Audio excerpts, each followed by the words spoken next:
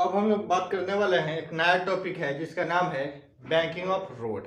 अभी तक हम लोग सिर्फ हॉरिजेंटल रोड की बात करते आ रहे हैं, लेकिन अब हम लोग बात करेंगे बैंकिंग ऑफ रोड। सबसे पहले हम लोग जानेंगे कि रोड को बैंकिंग करने की ज़रूरत क्यों पड़ी। क्या अगर रोड को मैं बैंकिंग नहीं करूँ, यानी थोड़ा सा ऊपर नहीं उठाऊँ, तो क्या गाड़ी नहीं चल पाएगी? तो आइए हम लोग जानते हैं क्यों ज़रूरत पड़ी बैंकिंग की।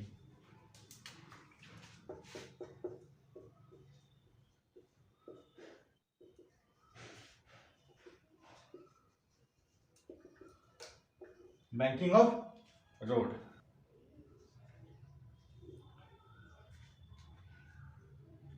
जब गाड़ी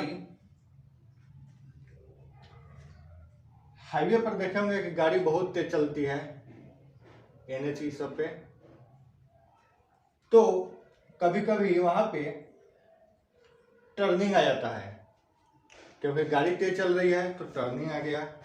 तो टर्निंग आ गया तो कुछ स्पीड तो कम करना पड़ेगा, और क्योंकि स्पीड बहुत तेज रहती है तो ड्राइवर को थोड़ा स्पीड करने में भी दिक्कत आती है, उतना अचानक से स्पीड कम कर नहीं सकता।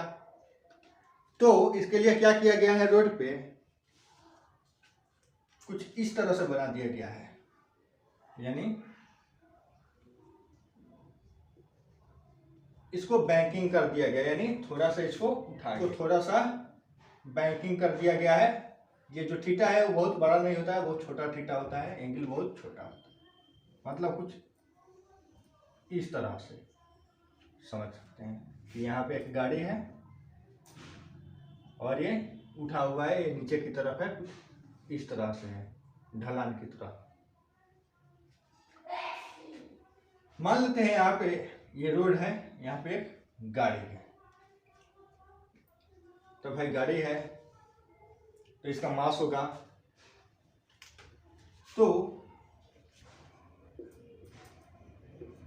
mg इस पर नीचे लगेगा, क्योंकि गाड़ी है तो इस पर मास तो होगा, और नॉर्मल फोर्स इस पर तो लगेगा ही लगेगा। तो ये क्या होगा, इस पर नॉर्मल फोर्स लग जाएगा, नीचे mg लग जाएगा। जब ये गाड़ी चलेगी तो इस पे जो आदमी बैठा होगा ये क्या फील करेगा कि वो बाहर की तरफ जा रहा है,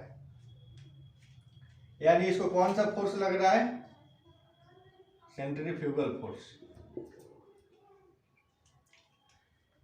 तो ये सेंट्रीफ्यूगल फोर्स जो है वो बाहर की तरफ इसे खींच रहा है, तो इसको कोई ना कोई बैलेंस कर रहा होगा।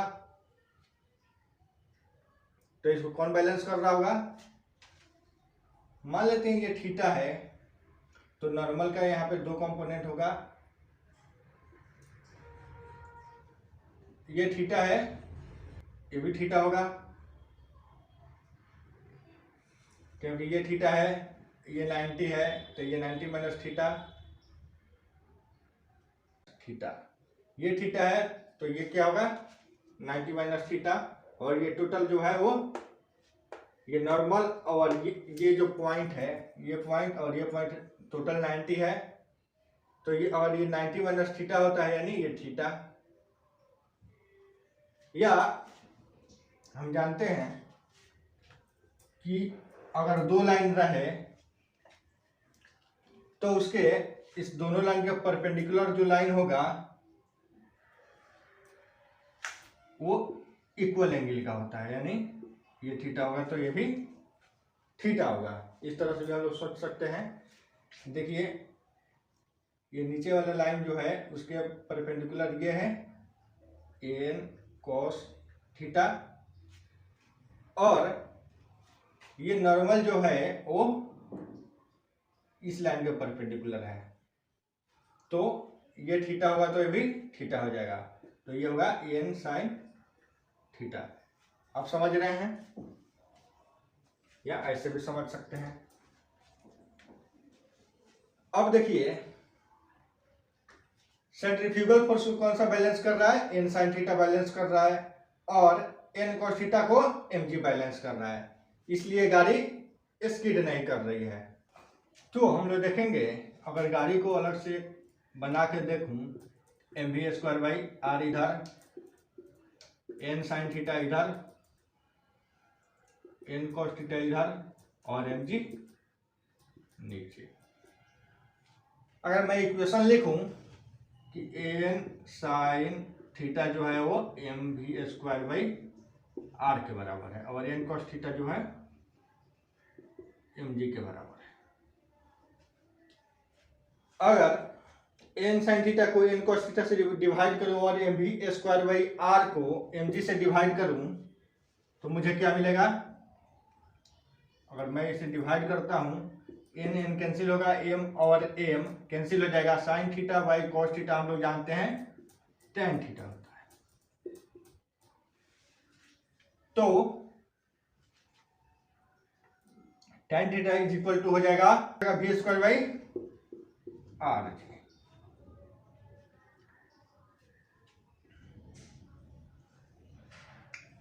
ये हम लोग थीटा इस तरह से निकाल सकते हैं। अगर क्वेश्चन थीटा के फॉर्म में पूछे तो ये फॉर्मूला लगा सकते हैं और हम लोग एंगल निकाल सकते हैं, क्योंकि यहाँ फ्रिक्शन तो है नहीं, क्योंकि ये हम लोग स्मूथ रोड की बात कर रहे हैं, यानी आइडियल भी इसको बोलते हैं। हम लोग अभी स्मूथ यानी आइडियल सिचुएशन मान के चल रहे हैं। हम लोग आगे फ्रिक्शन वाला भी देखेंगे क्वेश्चन कि फ्रिक्शन अगर रहे तो क्या होगा। अभी हम लोग स्मूथ मान के चलते हैं, लेकिन हालांकि ये स्मूथ फ्रिक्शनलेस कुछ होता नहीं है, लेकिन हम लोग मान ले रहे हैं कि अगर रहता तो क्या होता। तो यहाँ से tan theta v² by rg आया, यहाँ से हम लोग एंगल निकाल सकते हैं। अगर इसी में बोल दे कि वेलोसिटी के फॉर्म में बताने के लिए, अगर वेलोसिटी के टर्म में करना हो तो क्या करेंगे हम? यहाँ से v² is equal to rg tan theta लिख सकते हैं इसको, या v is equal to root under rg tan theta लिख सकते हैं। यानी इस पर जो वेलोसिटी है maximum under root rg tan theta से हम लोग गाड़ी अगर चलाएं तो गाड़ी स्किड नहीं करेगी। अगर इसी में मान ले कि वेलोसिटी जो है वो rg टेन थीटा से ज्यादा हो जाए, under root rg tan theta से ज्यादा हो जाए, यानी वेलोसिटी जो है वो ज्यादा हो जाए rg टेन थीटा से, तो क्या होगा? जब वेलोसिटी ज्यादा होगा तो ये गाड़ी ऊपर की तरफ आएगी, यानी सेंट्रीफ्यूगल फोर्स जो होगा वो खींचेगा बाहर की तरफ, यानी व्हीकल आउटवर्ड की तरफ जाएगी। जब ये गाड़ी आउटवर्ड जाएगी यानी तो रेडियस बढ़ेगा। देख लीजिए, मतलब ये सर्कुलर, इसको आइए सर्कुलर मानूं पाथ, तो इसका सेंटर कहीं ना कहीं इधर होगा। अगर गाड़ी यहाँ से यहाँ आई, यहाँ से यहाँ आई, तो रेडियस उसका इंक्रीज कर रहा है, देन रेडियस क्या होगा? इंक्रीज करेगा। यानी जब रेडियस इंक्रीज करेगा तो वेलोसिटी भी इंक्रीज कर सकते हैं, यानी वो मेंटेन कर लेगा और गाड़ी को बाहर नहीं जाने देगा। यानी एन साइन थीटा जो है वो एडजस्ट कर लेगा। एक और बात है, नॉर्मल फोर्स जो है, एडजस्टिंग फोर्स,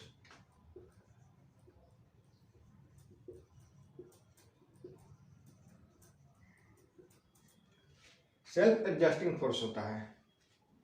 जिस तरह फ्रिक्शन होता था सेल्फ एडजस्टिंग फोर्स, उसी तरह से नॉर्मल फोर्स जो है वो भी सेल्फ एडजस्टिंग फोर्स है। तो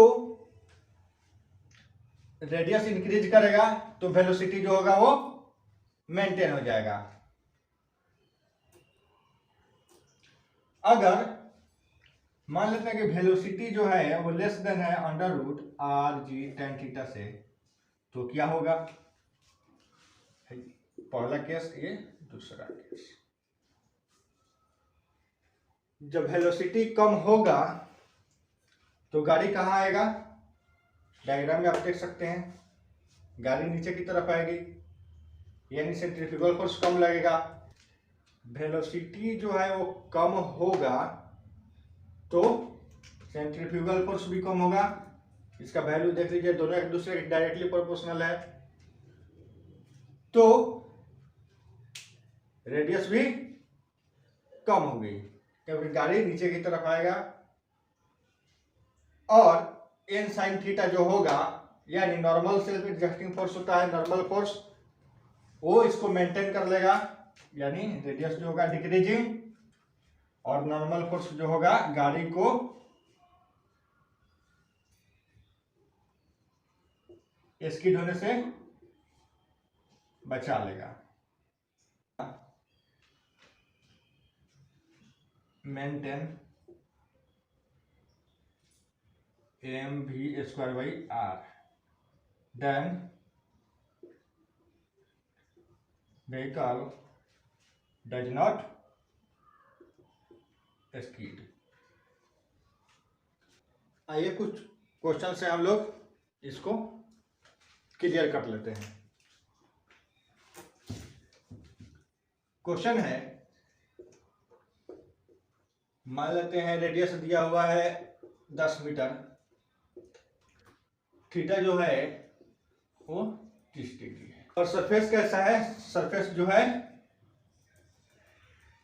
फ्रिक्शनलेस है।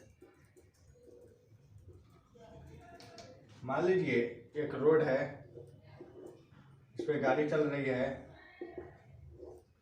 इसका रेडियस है 10 मीटर, और इस पे जो एंगल है वो 30 डिग्री का है, और म्यू जो है 0 है। तो क्वेश्चन है, फाइंड द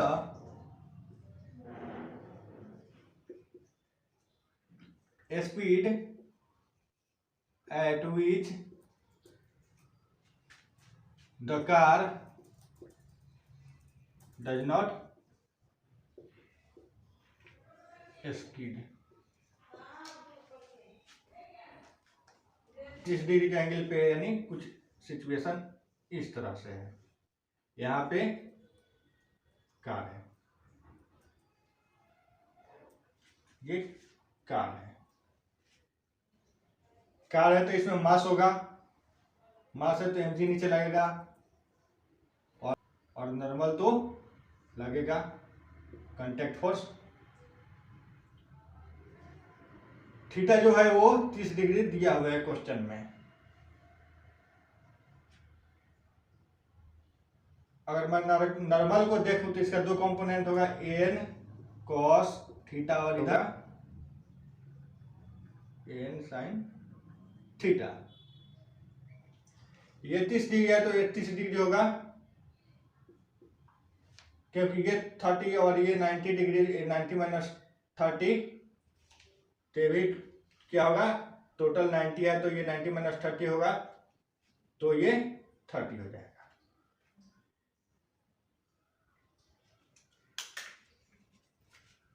अब मैं इसको देखूं तो इस पे कार पे जो आदमी होगा वो क्या फील कर रहा होगा, ये फील करेगा कि सेंट्रीफ्यूगल फोर्स बाहर की तरफ लग रहा है। अगर मैं बैलेंस करूं, एन साइन थीटा जो है सेंट्रीफ्यूगल फोर्स को बैलेंस कर रहा है, यानी mv²/r को, और एन कॉस थीटा जो है वो बैलेंस कर रहा है mg को। अगर एन साइन थीटा को एन कॉस थीटा से डिवाइड कर दो और mv²/r को mg से डिवाइड कर दो, तो tan theta r, tan theta यानी एन कैंसिल हो जाएगा, और m से m कैंसिल, तो क्या होगा, v²/rg होगा, यानी वेलोसिटी जो होगा √rg tan थीटा हो जाएगा। तो हम लोग क्वेश्चन में देखेंगे कि r का जो वैल्यू है वो दिया हुआ है 10, और g जानते हैं एक्सेलरेशन ड्यू टू ग्रेविटी 9.8 होता है, यानी इसको अप्रॉक्स 10 मान लेते हैं। और tan 30 डिग्री का जो वैल्यू होता है वो क्या होता है, tan 30 डिग्री का वैल्यू जो होता है वो 1/√3 होता है, 1/√3। तो ये हो जाएगा 100/√3। हम लोग जानते हैं √3 जो होता है वो 1.73 के लगभग में होता है, तो ये क्या होगा, √100 बाई 1.73, ये आ जाएगा आपका लगभग लगभग ये आ जाएगा 58 पॉइंट समथिंग आ जाएगा। एक और क्वेश्चन देख लेते हैं। क्वेश्चन है ऑन ए हॉरिजेंटल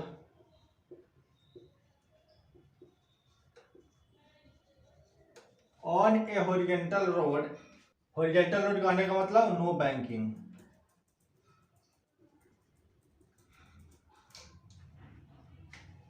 जिसपे रेडियस दिया हुआ है 20 मीटर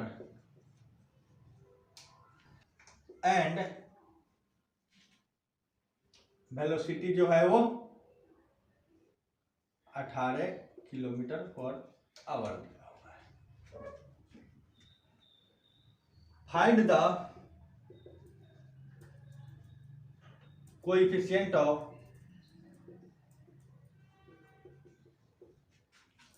फ्रिक्शन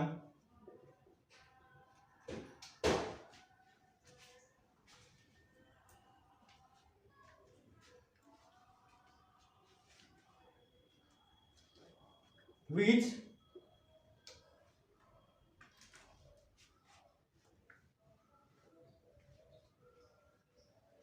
prevent skidding।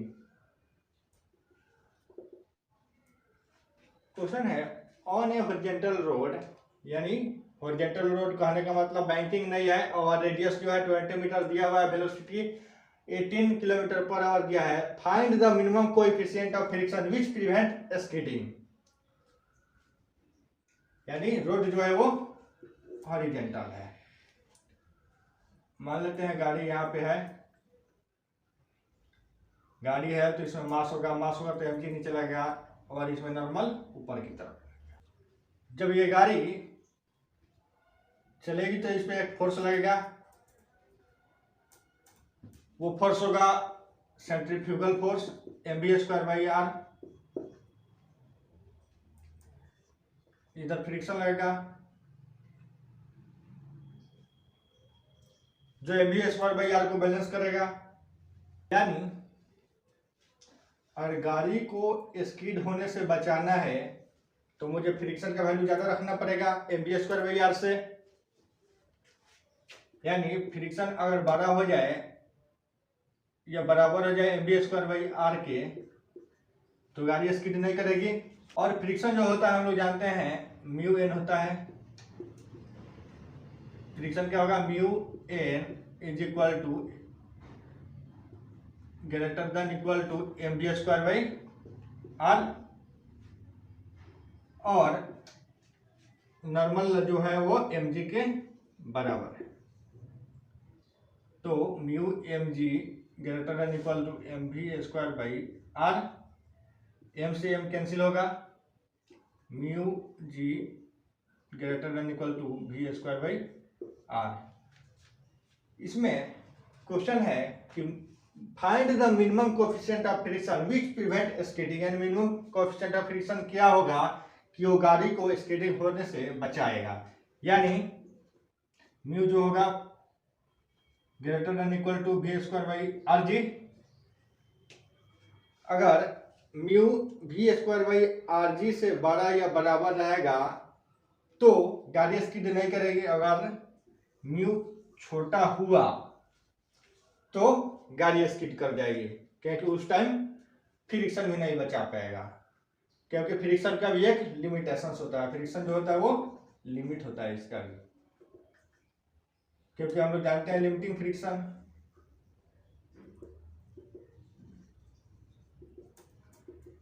एक होता है स्टैटिक फ्रिक्शन और एक होता है काइनेटिक फ्रिक्शन।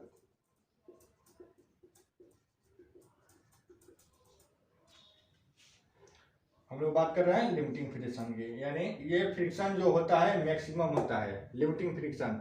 उसके बाद से अगर थोड़ा सा भी वेलोसिटी अगर मैं बढ़ाऊं तो लिमिटिंग फ्रिक्शन का भी औकात नहीं रहेगा कि वो गाड़ी को बचा ले और गाड़ी स्किड कर जाएगी। तो हम लोग क्वेश्चन को सॉल्व कर सकते हैं।